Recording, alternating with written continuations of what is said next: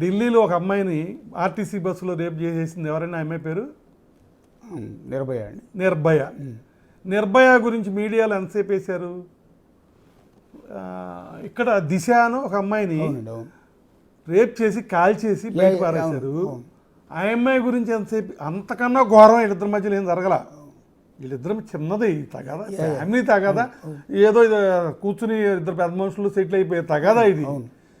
అంత పెద్ద ఈ మీడియాలో బాగా అయితే ఒక 20 నిమిషాలు 10 నిమిషాలు వేశారు. ఎన్టీ రామారావు చచ్చిపోతే ఒక రోజు వేశారు, రాజశేఖర్ రెడ్డి గారు చచ్చిపోతే ఒక రోజు వేశారు, మాజీ పిఎం చచ్చిపోతే ఒక రోజు వేశారు. ఇదేం గోలా. మా కోడలను మాత్రం ఈ విషయంలో హైలీ అప్రిషియేటెడ్ సార్. చాలా గొప్పది ఆ అమ్మాయి, చాలా గ్రేట్ ఆ అమ్మాయి. ఆ అమ్మాయి స్కిల్, ఆ అమ్మాయి గ్రేట్నెస్ ఏంటంటే, ఒక మీడియా పెద్ద నీకు సపోర్ట్ ఉంటే ఉండొచ్చు, ఆయన మిస్గైడ్ చేసావు. ఆయన మంచోడు, పాలసీ ఉంది, న్యాయం ధర్మం అన్నీ తెలిసిన ఆయనే. ఆయన నువ్వు మిస్గైడ్ చేసావు, వన్ సైడ్ వినిపించావు. ఆయన దగ్గర ఎవరు సార్ ఆయన మీడియా పర్సన్ ఎవరు నాకు అర్థం కాదు. నేను ఎవరు పరువులు ఆయన ఇలా పేర్లు చెప్పి పరువులు తీయదు సార్. నేను చెప్పాను పరువులు రన్నింగ్లో ఉన్న వ్యక్తేనా ఈ అమ్మాయి వెనక మీడియా పర్సన్? మరి ఎవరు సార్? ఇంట్లో ఉండేది ఆయనే. మా అబ్బాయి ఉండగానే ఆయన ఇంట్లోకి వచ్చి ఉండేవాడు. ఇంట్లో ఉంటాడా? తప్పు జరగలా, తప్పుడు మనిషి అని అంటలా నేను. ఓకే, ఒక గెస్ట్గా ఆయన వచ్చేవారు, కార్యక్రమాలకు వచ్చేవారు, టచ్లో ఉన్నారు. ఇప్పుడు ఆయనే నడిపిస్తున్నారు. ఆయన్ని చూసుకుని ఈ ఆయనకేం ఇంట్రెస్ట్ నేనేది నాకు అర్థం కాలేదండి. ఒక చెల్లిగానో లేకపోతే ఫ్రెండ్గానో ఇంకోలాగానో ఆయనని ఏ రకంగానో నాకు తెలియదు సార్. 10 లక్షలు ఇస్తే మీ మీడియాలో 3 నిమిషాలు వేస్తారు నా గురించి ఏంటి, లేకపోతే అడ్వర్టైజ్ చేయమంటే ఓ భర్త లేదో ఇంకోటో 10 లక్షలు ఇస్తే 3 నిమిషాలు వేస్తారు. అవునండి. కొన్ని కోట్లు ఇచ్చినా ఇన్ని రోజులు ఈ మీడియాలో ఇన్ని మీడియాల్లో ఈ వ్యవహారం నడవదు. అవును. మరి ఆ మీడియా పెద్దకి ఈమె ఏం ప్రలోభ పెట్టిందా, లేకపోతే ఎలా నచ్చ చెప్పిందా, ఎలా మిస్గైడ్ చేసిందో నాకు తెలియదు.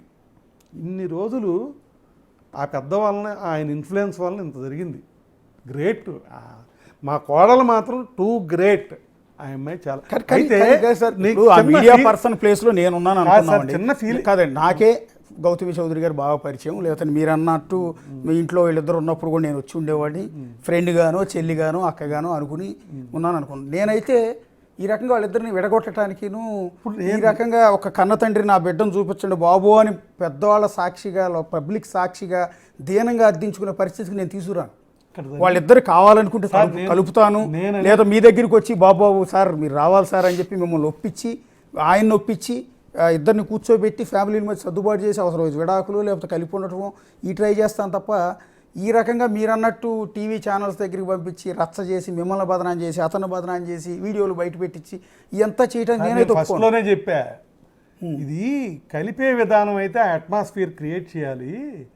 విడదీయటాకి రెచ్చగొట్టేసి తగాదా పెంచేసి ఒకళ్ళనొకళ్ళు తిట్టుకునేలా చేసేసి అల్లరల్లర చేసేసి కుటుంబాలని కలపటం అని అనరు. దీన్ని కనీసం మమ్మల్ని పిలిచి ఒక్క మాట అడగాలి కదా అని అడిగా ఫస్ట్లో. మీరు పట్టించుకోవాలి అడిగారు ఫస్ట్లో. ఇప్పుడు ఆ అమ్మాయి ఏదో చెప్పింది, అఫ్కోర్స్ ఆ అమ్మాయి రైట్ అయి ఉండొచ్చు, మా తప్పు అయి ఉండొచ్చు. మా తప్పో రైటో మీరే అన్నారు కదా మీడియా పెద్ద. ఆ అమ్మాయి మీ దగ్గరికి వచ్చింది, అంకులో లేకపోతే అన్నయ్యో ఇలా జరిగిపోయింది, నాకు ఘోరం జరిగిపోయింది, నాకు అన్యాయం జరిగిపోయిందని మీకు చెప్పింది. అలాగమ్మా సరే ఆగైతే వాళ్ళని కూడా పిలుస్తానని చెప్పి పిలిచి, ఏంటి మీ వర్షం, మీరు ఎందుకు విడిపోతున్నారు, లేకపోతే ఎందుకు తగాదా పడుతున్నారు, ఇది కరెక్ట్ కాదు, మీరు ఇలా చేసుకోండి, ఇలా చేసుకోండి, ఇది ఇలా చేసుకోండి అని చెప్పాలి. చెప్పితే వినకుండా తలగరేస్తే అప్పుడు తీసుకోవాల్సిన స్టెప్స్ ఇవన్నీ. ముందు డైరెక్ట్గా దాంట్లోకి వెళ్ళిపోతే ఒక కుటుంబం కూర్చున్నావా, కూర్చోలే. ఒక పెద్దలు వచ్చి కూర్చున్నారా, కూర్చోలే. పోనీ ఆ మీడియా పెద్ద ఎవరైతే ఆయన దగ్గర కూర్చోబెట్టారా, కూర్చోబెట్టలా. ఏమీ లేకుండా ఈ అల్లరి యాగం చేసుకుంటే కుటుంబం కలవటాక ఇడిపోవటాక, ఇడిపోమ్మనా కలవమని అసలు ఇదంతా గోల. సో మీరు చెప్తుంటే నాకు కూడా ఇంట్రెస్టింగ్ ఉంది. మీరు చెప్తున్న సోకాల్డ్ మీడియా పెద్ద సార్, ఆయన కూడా టీవీ చూస్తూ ఉంటుంటాడు సార్. ఆయన చాలా, ఆయనకి ఏమన్నా అప్పీల్ చేసుకుంటారు మీరు? ఆయనకి స్టేట్లో అందుట్లో మా పార్టీలో చాలా గొప్ప పేరు ఉంది, చాలా మంచి వ్యక్తి అని ఉంది, చాలా క్యారెక్టరైజ్డ్ అని ఉంది, రూపాయి తీసుకోవడానికి ఉంది. ఇన్ని క్యారెక్టర్లు, మంచి క్యారెక్టర్లు ఉన్న అతన్ని ఆయమ్మలాగా గబుక్కుని పేర్లు చెప్పి అల్లరి చేస్తాం ఎంత తప్పు. అక్కడ ఎక్కడో ఆయన ఈ అమ్మాయి ఏడుపులు పెడబొబ్బలు చెప్పుకోవటాల్లో కరిగిపోయి ఉండొచ్చు. కానీ ఆయన కరిగిపోయి అయ్యా ఆడపిల్లకి అన్యాయం జరిగిపోతుంది, చాలా అన్యాయం జరిగింది, ఘోరం నేరం, మీరు కూడా సపోర్ట్ చేయమని అడిగితే అడిగి ఉండొచ్చు ఆయన. బట్ దాంట్లో చిన్న ఆయనకి ఆమె చేయాల్సింది ఒక్కటే, పిలిచి మమ్మల్ని తిట్టవచ్చు కదా, లేదా దొబ్బులేయచ్చు కదా, అంత పెద్దోడు కదా. అంటే ఆయన కూడా మిస్కమ్యూనికేట్ అయి ఉంటాడు అనేగా ఆయనైతే అయ్యాడు, అందరిని చేశాడు. ఇప్పుడు ఓకే, అందరిని చేశాడు, అందరికి చెప్తున్నారు. పోలీస్ ఇన్ఫ్లుయెన్స్ అయిందే, పోలీసులతో కూడా రోజుకో స్టేషన్లో కూర్చోబెడుతున్నారు అండి సెటిల్మెంట్ అని. ఇది ఆయనే పెట్టేస్తున్నాడా సార్? ఇవన్నీ వద్దు సార్, ఒకళ్ళని చెడు చేయటం వద్దు. Power is from him. ఆయన లేకపోతే ఈ అమ్మాయి ఏంటో నా కోళ్ళ కదా, నా కుటుంబం కదా, వాళ్ళ బలం ఏంటో నా తెలియదా, నా బలం ఏంటో వాళ్ళ తెలీదా. కొత్త బలం ఏమొచ్చింది ఈ మధ్యలో? ఏమొచ్చింది కొత్త బలం? ఓ పెద్ద ఆయన. మీ కొడుకుని డ్రగ్స్ కేసులో ఇరికించడానికి కూడా తలుపులు కొట్టి డ్రగ్స్ పట్టుకెళ్ళారు ఇంట్లో పెట్టాకి. ఓ, ఇప్పుడు ఇవాళ రేపో ఎల్లుండో ఆ డ్రగ్ కేసులో అరెస్ట్ చేస్తున్నారు. నాన్ బెయిలబుల్ సెక్షన్ అరెస్ట్ చేస్తే ఈ ఊరిని వచ్చేస్తున్నాడు. ఇప్పుడు ఆ మీడియా పెద్ద కోఆపరేషన్తో ఇదంతా. నేను ఆ మాట ఓకే, తప్పది. అలా అంటే మీ అబ్బాయి అన్నాడు, అలాంటి సలహాలు మీ అబ్బాయి అన్నాడు ఆ మాట ఇవ్వటం ఏంటి సార్? మాకు నా మీద డ్రగ్స్ కేసు పెట్టించడానికి ఆ మీడియా పెద్ద ట్రై చేస్తున్నాడు. సరే, ఓ మాట చెప్పమంటారా? మీరు మర్యాదగా ఇది మేము అడిగిన ఇస్తే ఇవ్వండి, ఇవ్వకపోతే మీ వాడిని డ్రగ్స్ కేసులు ఇరికిస్తాం, ఆడాళ్ళ కేసులు ఇరికిస్తాం, 150 మా దగ్గర వీడియోలు ఉన్నాయి, ఇంకా అవి కూడా ఏం చేయలేకపోతే లేపేస్తాం అన్నారు. ఒకటే మాట, వెళ్ళిపోతా. ఏమీ చేయలేక మేము ఓడిపోయే పరిస్థితి లేపేస్తాం. ఇది వాళ్ళ డైలాగ్. ఇప్పుడు నేను చెప్పి అంత నీచమైన నేను చెప్పేది అబద్ధాలు. అంటే ఇప్పుడు మీరు చెప్తున్నారు మీడియాలో పెద్ద చిన్న ఏం ఉండదండి.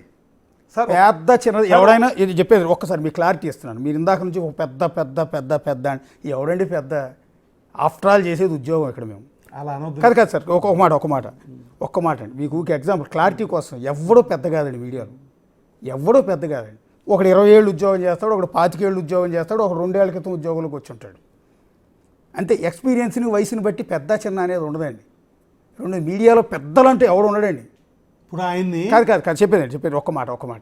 నేను కూడా 22 ఏళ్ళ నుంచి ఉన్నానండి మీడియాలో. నేనేం పెద్దను కాదండి, ఆఫ్టర్ ఆల్ ఉద్యోగిని చెప్పేదండి. నేను కూడా ఒక ఛానల్కి హెడ్గానే ఉన్నా. ఆఫ్టర్ ఆల్ ఉద్యోగిని. ఈ సంస్థ యజమాని వేరు. ఈ పెట్టుబడి పెట్టి నెల కోట్ల రూపాయల జీతాల్లో ఇచ్చి దీన్ని మొత్తాన్ని భరించే వ్యక్తి ఒక గొప్ప ఆయన ఉన్నాడు, ఆయన విజయకాంత్ గారు అని, మా ఛానల్ చైర్మన్. నేను తోపుని కాదు, నేను ఆఫ్టర్ ఆల్ ఎంప్లాయీని ఇక్కడ ఈ ఛానల్లో. ఇంకో మీరు ఇందా నుంచి పెద్ద ఎవరికి పెద్ద అలా అనొద్దు సార్. రెండోది చెప్పేది అండి, ఎవడో డబ్బులు తీసుకోడండి, లేకపోతే ఇంకోటి ఏదో చెప్పుకొచ్చారు. మా పార్టీలో చాలా పెద్ద, నాకు చాలా పెద్ద పేరు ఉందండి. నాకు వైఎస్ఆర్ కాంగ్రెస్ పార్టీలో ఉంది, బీఆర్ఎస్లో ఉంది, టీడీపీలో. ఏం చేసుకుంటాం మడిచి ఎక్కడైనా పెట్టుకోవాలండి. ఏముంటుందండి నాకు అర్థం కాదు. వాళ్ళకు ఎగైనెస్ట్గా వార్త వేస్తే ఆ రోజు అమనాబూతులు తిడతారు నన్ను, పాజిటివ్గా వార్త వేస్తే నన్ను ఎంత ఎత్తున లేపుతారు, నా కులం బయటికి తీస్తారు, నా ప్రాంతం బయటికి తీస్తారు, నా ఊరు బయటికి తీస్తారు. అవకాశవాదం, మీడియా వాడది అవకాశవాదమే, జనానిది అవకాశవాదమే. ఇందులో ఎవడో తోపు కాదు, ఎవడో మంచోడు కాదు, ఎవడో చెడ్డోడు కాదండి. ఇంకోటి మీకు ఇంకో క్లారిటీ ఇవ్వాలి మీడియా గురించి. మీరు అన్న మాట గురించి, మీడియా పవిత్రమైందని నేను ఎక్కడ అన్నాండి, ఒప్పుకోను. ఈరోజు సమాజాన్ని భ్రష్టు పట్టిస్తున్నది, నాశనం చేస్తున్నది ఏమైనా ఉన్నట్టు అందులో 75% మీడియా నేనే ఒప్పుకుంటా. ఇవాళ మీరు మీ పరువు బజారును పడినా కూడా దానికి కారణం మీడియానే. నేను ఒప్పుకుంటా మీడియా పరున. మీకు మీడియాని అనే రైట్ ఉంది, మీడియాను తప్పు పట్టే రైట్ కూడా ఉంది మీకు. మీడియా పవిత్రమైంది ఏం కాదండి. ఇది తిరుమల వెంకటేశ్వర స్వామి సన్నిధిలో ఇచ్చే ప్రసాదం ఏం కాదండి మీడియా అంటే. మీడియా అనేది కూడా భ్రష్టు పట్టిపోయి. ఒక్క నిమిషం.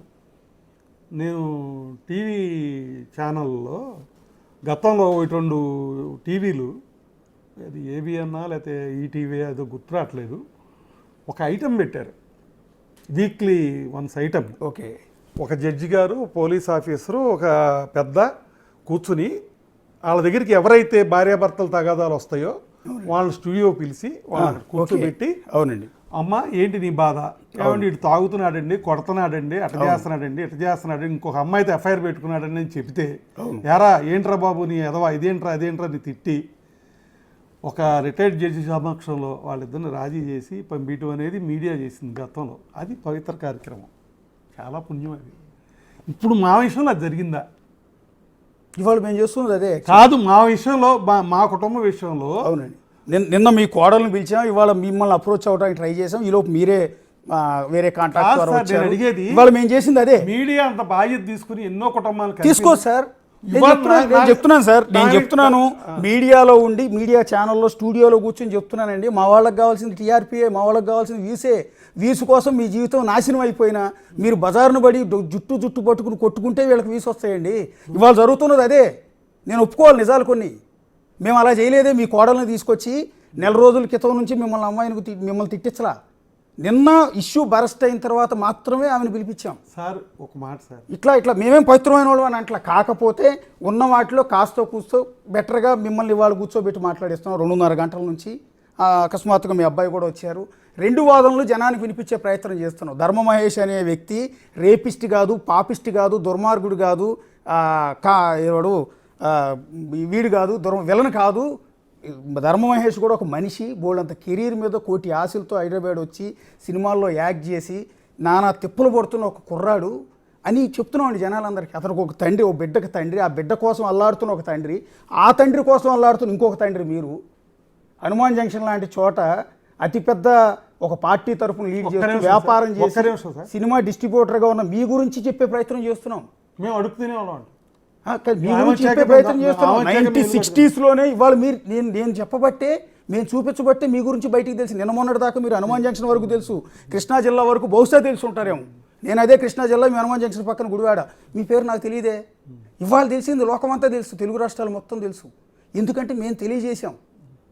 ఇవాళ నా ముందు కూర్చున్న కాకాని బాబు, కాకాని వెంకటేశ్వరరావు అనే వ్యక్తి మీరు అనుకుంటున్నట్టు సంతలో పశువుల మీద స్టాంపులు వేసి కోట్లు సంపాదించిన వ్యక్తి కాదు. ఆయనలో ఒక మనిషి ఉన్నాడు.